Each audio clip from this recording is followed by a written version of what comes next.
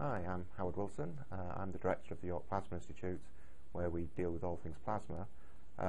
Plasmas have a whole range of exciting applications, but I'm just going to look at just one, which is the application of plasmas in fusion energy. So as you're all probably aware, it's very important that we identify a new source of energy.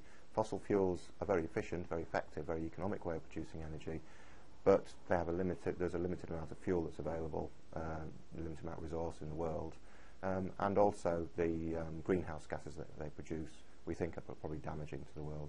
So there's a real need to identify a new form of energy. Fusion energy in principle can replace fossil fuels, coal, oil, gas, etc. But it's very challenging, and one way to think about how challenging it might be is to look at our fusion reactor that we have at the moment, and that's the sun. So we know that fusion works because we know that the sun glows and produces energy, and it works very well. Has worked for many years. It's actually a very inefficient fusion reactor. If it wasn't, it would have long since burnt up all its fuel, i.e. the hydrogen basically that's in the sun, and we wouldn't be here today because the sun would have gone out. So we not only have to reproduce the conditions in the sun to get fusion energy, but if we want efficient fusion energy, we have to go beyond the conditions in the sun, and in particular we have to reach temperatures 10 times that of the centre of the sun.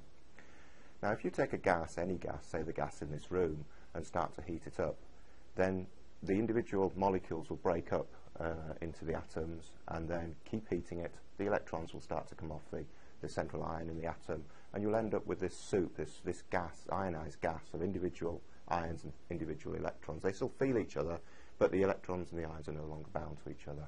And we call that the plasma state. And this is why plasma physics is so important for fusion,